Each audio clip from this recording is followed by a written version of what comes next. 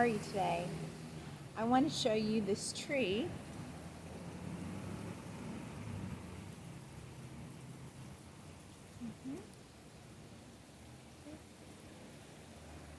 Okay. That is a maple tree, and today I am going to read you a story. The Big Tree. On the front cover, you'll see here, that's a picture of a maple leaf. And this is a maple tree here. So we're going to read the story today.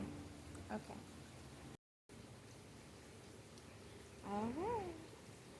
So this is called The Big Tree. Oh, you can see my other books.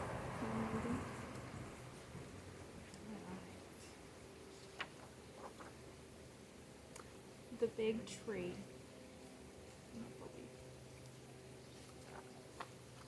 This book is written and illustrated by Bruce Hiscock.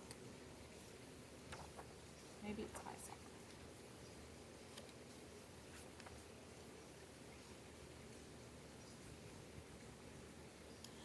Autumn had come again to the big tree.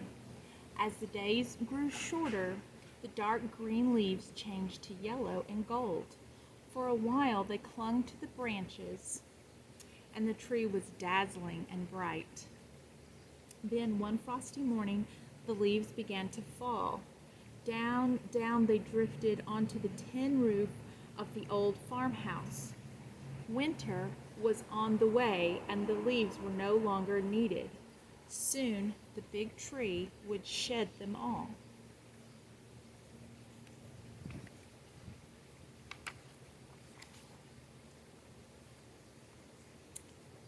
The big tree is a sugar maple. It stands high on a hill in northern New York State by the last farmhouse on a dirt road. Sugar maples are common trees there, but few ever grow to this size. The massive trunk of the old maple is over 400 feet thick, and its branches rise 100 feet in the air. Oh, sorry, it is over 4 feet, not 400. 4 feet thick, and its branches rise 100 feet in the air. It is a giant tree now and still growing, but of course, it wasn't always so big.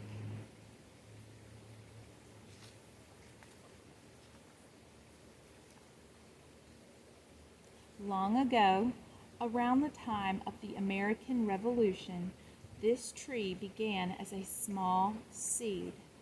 Most of the country was wilderness then, and an ancient forest covered the spot where the farmhouse now stands. Wolves prowled silently in those woods, eagles glided overhead, and tall evergreens swayed in the wind, brushing their needles against the broad leaves of the hardwood trees. Some of those hardwoods were maples, and one fall they released thousands of winged seeds. So the wolves and the different trees.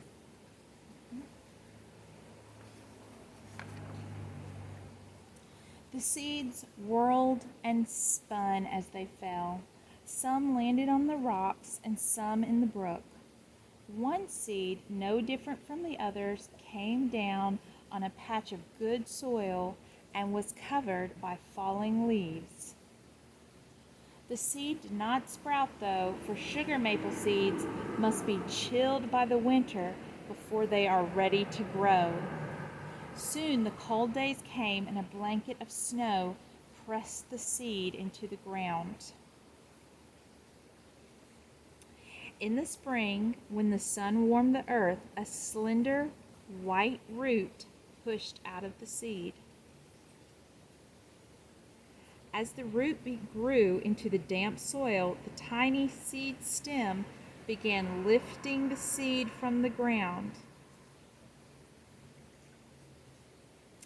The seed split open, and a long pair of seed leaves unfolded. In a few days, the true maple leaves appeared, and the big tree was on its way. The year was 1775.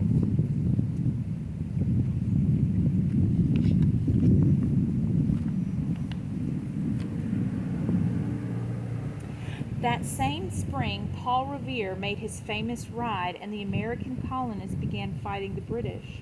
It was the start of the Revolutionary War. The next summer, as the fighting continued, the Americans declared their independence from England on July 4th, 1776. The tree was just a year old. Later, a fierce battle was fought in the valley below the hill, but the war never reached the old forest. The maple grew very slowly during this time, for huge trees sheltered the seedling, keeping the forest floor dark and shady. After 6 years, the tree was only as tall as a rabbit.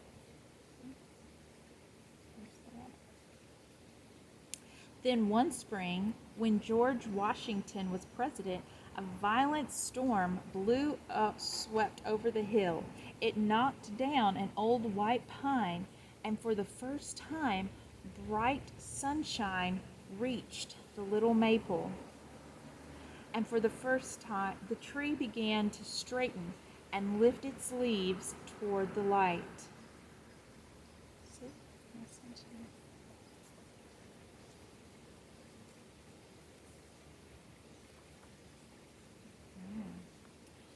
All right. The maple grew steadily after that. In a few summers, it was much taller than the seedlings in the shade. Like all green plants, the tree was using energy from the sun to make its own food. This is how that works, okay? Trees make sugar, their basic food, by a process called photosynthesis. The sugar is produced in the leaves, which gather the sunlight.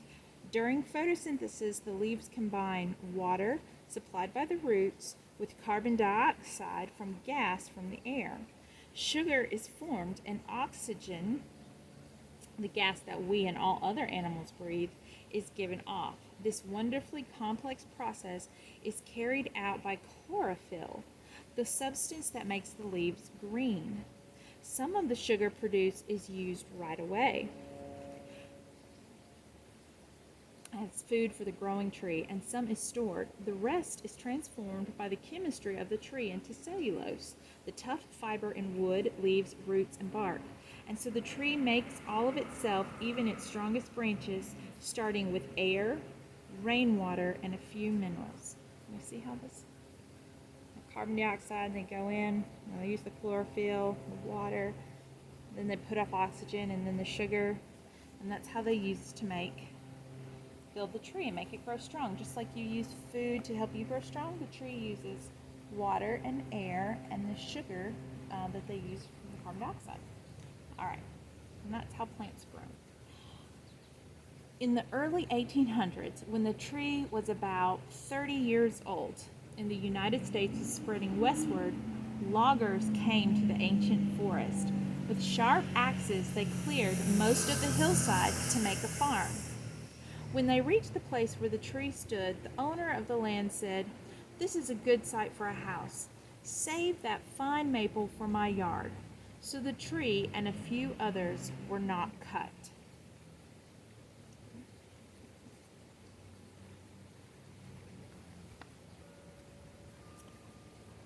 Once in a while, a logger would pause in his work to count the rings in the stump of a tree. Trees grow bigger around by adding a new ring of wood each year. By counting them, the logger could tell the age of the tree.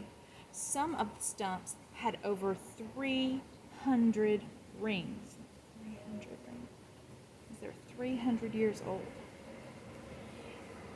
In the spring, as the little leaves emerged, carpenters began building the farmhouse. The work went slowly, for everything was done by hand. They finished the outside, nailing plain cedar shingles on the back and fancy pine clapboards on the front, just when the leaves were turning.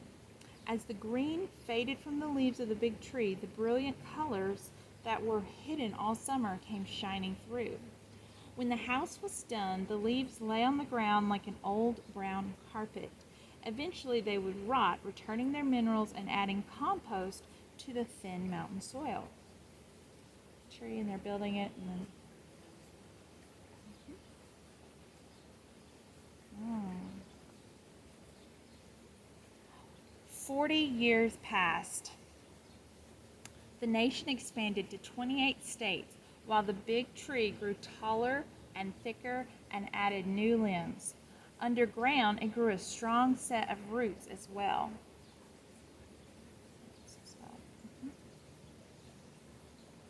The roots near the trunk held the tree firm against the wind, while smaller roots spread as wide as the branches to collect water and minerals from the soil.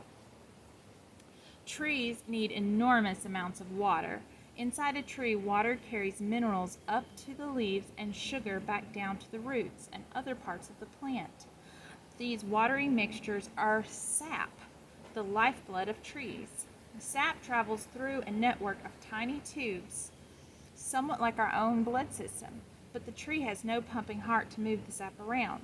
Instead, water in the sap evaporates from each leaf and twig. As the moisture is lost, more water is drawn up from the roots to replace it. On a sunny day, gallons of sap water are lifted up to the leaves as the sap circulates throughout the tree. Water, rain's coming down.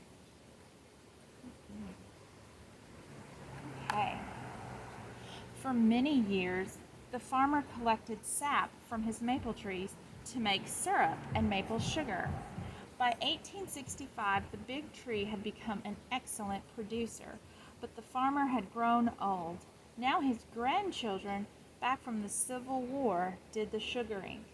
In March, when the first thaw came, they tapped the trees by drilling holes in each trunk. The holes were not deep, for the sap flows in the sapwood just under the bark. A spout, called a spile, was hammered firmly into each hole and a bucket attached. On a warm day, the sap ran with a steady drip, drip, while the chickadees sang their spring song. Where's the sap in the bucket? When the buckets were full, the sap was poured into an iron kettle and boiled down. It takes about 40 gallons of the slightly sweet sap to make a gallon of syrup. Sometimes a bit of syrup was boiled longer and then poured into the snow to make a sweet, chewy candy. See that there? They're pouring some of the sap into the snow. They're making a candy.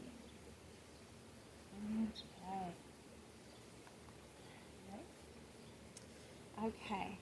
The sugar that sweetened the sap had been stored all winter as starch in the roots and trunk of the tree. Now that spring was near, the sap flowed through every branch to awaken the tightly closed buds. After a few weeks, the buds begin to swell. That's when the sap turns bitter and the sugaring season is over. By early May, the tree was filled with small maple flowers. The flowers produced pollen, and the pollen floated on the breeze to other maple blossoms. Later, many of those flowers would develop into maple seeds. The leaves opened next, stretching out with the tender young branches, making the tree a little taller. The tree grew on into the 20th century. There were 48 states in the Union now, and automobiles, it's cars, began chugging up the hill. The farmhouse was over 100 years old, and its age was showing. The maple was old too, but solid and healthy. It had neither been struck by lightning nor lost a big branch to the wind, and so the bark had never been badly injured. Bugs often chewed on the leaves, but the covering of the bark protected the wood from insects and rot.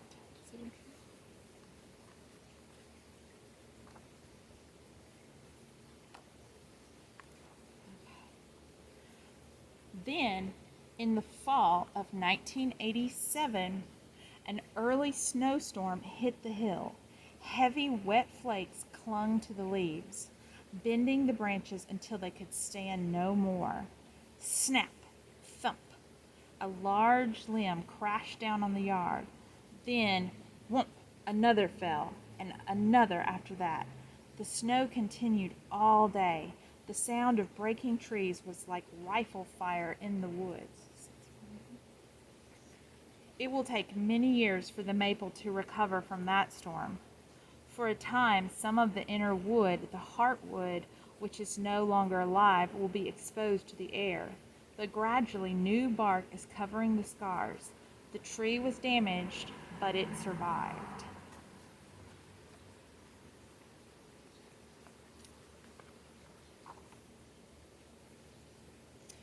As the tree has aged, life on the hill has changed too. No one farms the rocky land anymore. Most of the cleared fields have grown back into forest. Even the road was moved, so now the tree stands in the backyard. But the house has been fixed up again. It has electricity, indoor plumbing, and a VCR. Now, every 4th of July, neighbors and friends gather under the big tree for a picnic to celebrate the birthday of America. Over 200 years have passed since the Revolution, but this maple has weathered them all. Okay? See all the family members?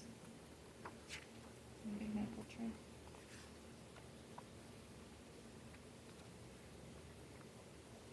The big tree is very old now, but still strong and growing. With a bit of luck and clean air and water, it will go on shading picnics for many more years. The end. All right. I hope you like that story about the big tree. Again, that was a maple tree, a sugar maple. And this tree that we have here, it's a maple tree as well. All right. Hope you have a great day. Bye.